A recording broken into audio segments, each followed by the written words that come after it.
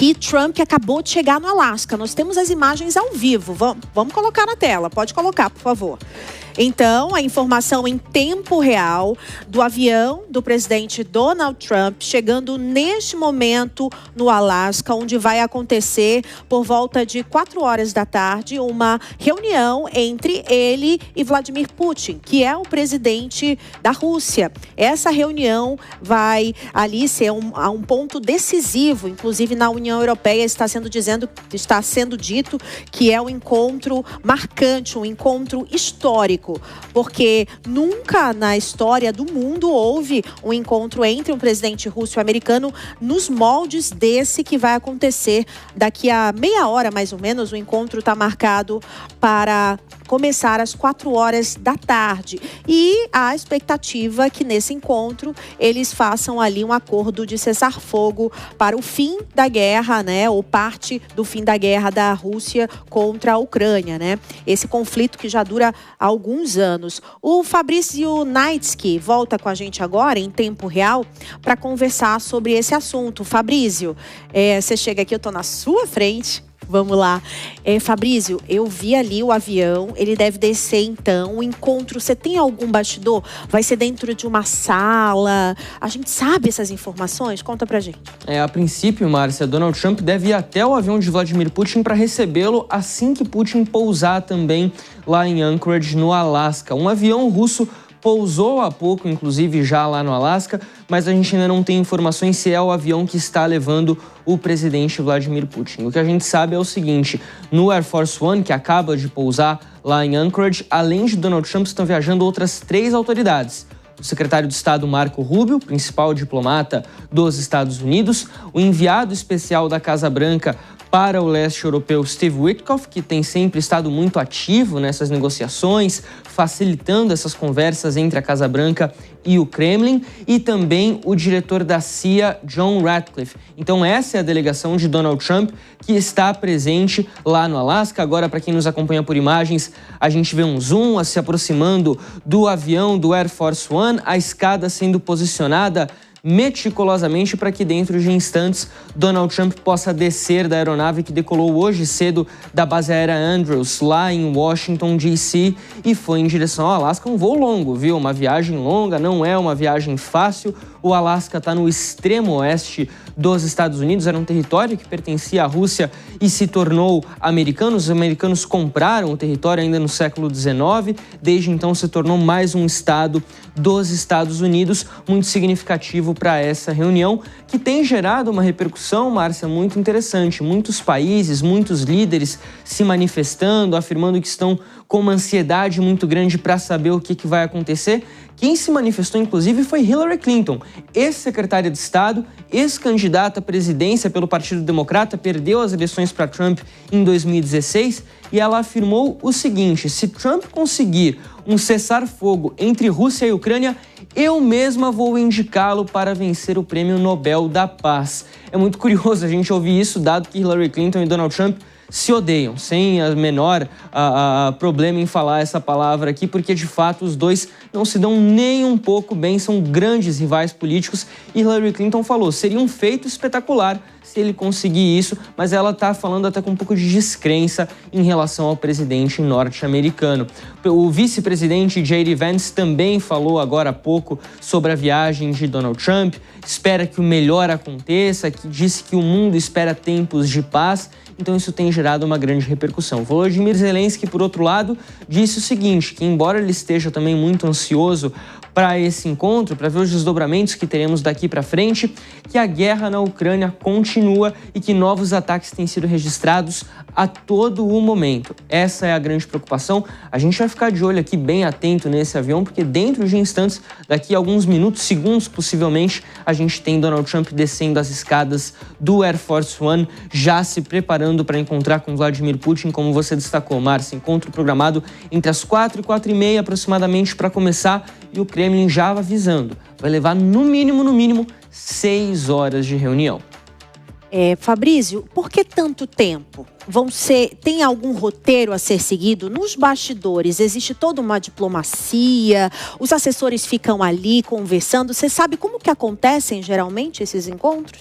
motivos para uma reunião dessas demorar bastante tempo é o tempo que se leva para traduzir o que um presidente fala e que o outro escuta, né? Porque nenhum deles, embora Vladimir Putin fale russo, ele jamais vai se submeter a falar inglês diante de Donald Trump, por exemplo. Perdão, Vladimir Putin fala inglês também, né? Russo é claro que ele fala. Ele jamais vai se submeter a falar inglês diante de Donald Trump, para não ser um sinal de subserviência ou algo do tipo. Então eles levam os tradutores, e isso tem o tempo de tradução. São muitas coisas também a serem discutidas, né? A primeira reunião entre um presidente russo e um presidente americano desde 2021, quando Biden encontrou com Putin lá na Suíça. A questão da guerra aflige muito o mundo inteiro, não apenas a Ucrânia, mas a Europa de maneira geral. Tem mexido com a relação dos BRICS também, a gente tem acompanhado isso de perto. E Donald Trump e Vladimir Putin têm uma relação próxima, embora a relação não seja tanto uma relação de Estado, é uma relação mais pessoal, uma admiração pessoal, principalmente de Trump em relação a Putin. Então eles têm muita coisa a tratar. E Donald Trump vai querer certamente também falar um pouquinho da guerra comercial que está acontecendo, porque ele tem o objetivo de buscar isolar a China. E um dos grandes parceiros da China hoje, nesse momento, é a Rússia, que enfrenta uma série de sanções do Ocidente, sanções impostas inclusive pelos Estados Unidos ou apoiadas pelos Estados Unidos, que ele vai tentar derrubar. Pelo menos parte delas ele vai tentar derrubar para que a Rússia possa ter um respiro econômico, um respiro financeiro diante da guerra, porque a guerra tem um custo alto e a Rússia não vai conseguir manter a sua sustentabilidade, a sua viabilidade econômica financeira por muito tempo se a guerra continuar. Então são muitos assuntos a serem tratados e aí, claro, as reuniões envolvem vários representantes dos dois países. Do lado russo, por exemplo, o ministro das Relações Exteriores, Sergei Lavrov, também já está lá no Alasca e vai participar dessa reunião, vai dar a opinião dele sobre esse conflito, sobre todos os assuntos que vão ser tratados. Fabrício, mais uma pergunta. Os Estados Unidos continuam financiando a Ucrânia de alguma forma? Continuam mandando dinheiro e armamentos para lá? Você tem essa informação? Os envios de dinheiro, de pacotes financeiros, eles não acontecem desde o finalzinho do governo Joe Biden, mas outros mecanismos continuam funcionando. Os Estados Unidos tinham inclusive anunciado a suspensão do envio de algumas armas para a Ucrânia nas últimas semanas. Isso está em negociação. Há também a possibilidade de envios terceirizados, vamos dizer assim, ou seja, outros países que compram o equipamento americano e repassam ele para a Ucrânia. Os países europeus têm se movimentado nesse sentido, mas uma coisa é fato, que a ajuda americana nesse mandato de Donald Trump diminuiu muito em relação ao que acontecia no governo Joe Biden, que era muito mais aberto a essas negociações com Kiev, as negociações com a Ucrânia. Do lado de Donald Trump, até uma política que ele tinha falado que ia fazer ainda durante a campanha do ano passado, né, Márcia? De evitar fazer essa ajuda, colocar os americanos em problemas que não eram deles, de enviar dinheiro do contribuinte norte-americano para outros países. Continua mandando para Israel, que é um aliado estratégico no Oriente Médio, mas para a Ucrânia não houve mais nenhum envio de pacotes financeiros, como a gente tinha visto ano passado, pacotes bilionários, na margem dos 60 bilhões de dólares, por exemplo, que os Estados Unidos estavam enviando. Ainda assim, eles têm buscado pressionar a Rússia de outras maneiras. O próprio presidente Donald Trump já falou que, se não houver um acordo, ele pode ampliar as sanções contra a Rússia, mas por enquanto é tudo muito vago. Não dá para saber ao certo quais novas sanções poderiam ser impostas, tendo em vista que a Rússia já foi amplamente sancionada, já tem tido a vida muito restrita desde o começo da guerra. Fabrício, eu vou chamar agora nossas comentaristas para também conversar sobre o assunto. Vamos chamar a Deise Tiocari e a Mônica Rosenberg, começando pela Deise. Deise, vários pontos aí que o Fabrício trouxe são importantes, né, nessa negociação. Você acredita que vai haver ali um clima de tensão no meio de toda essa conversa, porque Putin também tem interesses econômicos, né, já que o país foi muito sancionado pelos Estados Unidos, ou vai ser uma conversa mais amistosa? Não, Márcia, eu acredito que a tensão ela deve continuar nessa conversa. De novo, reitero que a gente havia dito antes, é uma conversa que simbolicamente tem um peso muito forte para os dois lados. A gente não quer dizer que um lado vai sair vencedor em detrimento do outro. Eu acredito que não, mas simbolicamente eles vão disputar espaços, né? Isso que a gente vê. Reitero aqui, o Trump com essa coisa de pacificador, que aliás ele tem falado, se a gente for prestar atenção, desde o período eleitoral, né? Desde a campanha dele, o Trump falava que ia acabar com essa guerra. Então, ele quer trazer esse poder para o lado dele. Do lado do Putin, a gente tem toda a questão dele querer mostrar para o mundo inteiro que ele não está isolado, que ele ainda é um player e que a Rússia consegue sobreviver mesmo com algumas imposições. Então, é uma disputa de poder simbólico muito forte. Então, eu realmente não acredito que essa conversa vai ser tranquila, muito pelo contrário. E vai ser demorada, né, Mônica? Como o Fabrício trouxe, são 6 horas em média de conversa, porque tem tradução e jamais Vladimir Putin vai falar inglês, ele vai continuar falando russo, por uma questão simbólica. E eu achei interessante também o que o Fabrício falou em relação ao posicionamento da Rússia no meio de tudo isso, né? O próprio Donald Trump já falou em vários momentos que ele quer ser realmente essa pessoa da paz, mas ele coloca a paz com o negócio ali no pescoço das pessoas, né? É o tarifaço, é não sei o quê. Então, assim, paz mais ou menos, né? Paz na porrada, ou então... realmente, inclusive, ele foi indicado ao Prêmio Nobel da Paz, né? O cúmulo da ironia, e ele tem realmente se mostrado um grande agente pela paz. Eu discordo um pouco da minha colega Daisy, eu acho que não vai ser tão tenso assim, porque o Trump não esconde a admiração que ele tem pela pessoa do Putin, né? Eles têm muitas coisas em comum, inclusive na fase da sua eleição ele tinha dito que num telefonema ele ia resolver, ele ia ligar para o Putin e tudo ia se resolver. O que vai realmente gerar atenção é a discussão em relação aos territórios, que Putin já disse, a Rússia já deixou claro que quer um pedaço muito grande da Ucrânia, dá quase 20% ali, os territórios em volta, na fronteira, que a Rússia entende que pertence a ela e que a Ucrânia já disse que não entrega. Então, o ponto de tensão será esse, mas é claro que eles estão convergindo na intenção de chegar à paz, e isso já é um grande primeiro passo.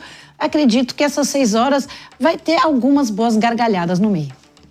E a gente vai tentar saber tudo aqui em tempo real. Vou chamar novamente o Fabrício Naitsky, que está aqui com a gente ainda. Fabrício, parece que a portinha ali do avião está demorando para abrir, né? Você está acompanhando aí? A gente está aqui na expectativa. A gente fica aqui aflito, né? Parece que eles estão fazendo de propósito. Eles estão de olho no que está acontecendo lá no Alasca, mas estão de olho aqui no tempo real também, só para sacanear um pouquinho a gente que está aqui aguardando atentamente essa reunião, né, Márcia? Olha, a expectativa é muito grande, deve até ter, com certeza, em 6 horas de reunião, deve haver uma pausa para um almoço, para outro tipo de atividade, embora seja algo extremamente aguardado, deve ter essas amenidades também entre os dois líderes. A gente está de olho em tudo isso que acontece, porque, veja bem, Márcia, é uma guerra que tem efeitos no mundo todo. A guerra proporcionou, por exemplo, desde 2022, se a gente voltar no tempo, cerca de um mês antes da guerra começar, o então presidente Jair Bolsonaro foi até a Rússia e a Ucrânia também para negociar com os russos a questão dos fertilizantes. A Rússia é um país muito importante na produção de fertilizantes que são utilizados aqui pelo nosso agronegócio. E esse fluxo todo de matéria-prima, de produtos, mudou completamente desde o início da guerra. Um dos motivos, por exemplo, da alta dos combustíveis, não apenas aqui no Brasil, mas em todo o planeta, passa também por esse conflito, já que muito da matriz energética que era consumida, por exemplo, na Europa, vinha diretamente da Rússia. Então todo mundo aguarda com muita ansiedade porque a conclusão do conflito, ou pelo menos uma paralisação, por mais temporária que seja, pode acabar desencadeando, resolvendo outros problemas pequenos, mas uma série de problemas em outras localidades. Vou dar aqui um exemplo que eu vivenciei há pouco. Em 2017, você viajava, por exemplo, pela Europa, até 2020 você viajava pela Europa e conseguia viajar com muita facilidade de trem, que é um dos meios de transporte favorito dos europeus, viajar de trem de uma cidade para outra, comprando passagens muito baratas, na margem dos 10 euros. O mesmo trecho que você pagava 10 euros em 2020, escalonou para 25 euros em 2024, até o final do ano passado, por conta da alta dos combustíveis, um dos reflexos dessa guerra que a gente tem visto. O Brasil sofreu com isso, claro. Além disso, em 2022, o mundo vivia ainda o finalzinho da pandemia, estava lidando com esses efeitos econômicos, mas a guerra entre Rússia e Ucrânia mexe muito com isso. Mexe também, a gente viu a tarifa aplicada para a Índia de 50% por conta da compra de petróleo russo. E aí o próprio governo da Índia falou, opa, calma aí, mas os Estados Unidos reclamando que a gente compra petróleo russo? Por quê? Porque em 2022 os Estados Unidos aplaudiram a Índia comprar esse petróleo, porque a Rússia produz 5 milhões de barris de petróleo por dia. E se ninguém mais comprasse, o preço ia escalonar. A Índia passou a comprar esse excedente, abastecer o seu mercado interno, então, para não gerar esse desequilíbrio. O mundo todo está de olho porque isso vai ter reflexos muito importantes nas próximas semanas, nos próximos meses. Márcia. Continuamos de olho por aqui, Fabrício. Qualquer movimentação, você avisa a gente e a gente volta com você, tá bom?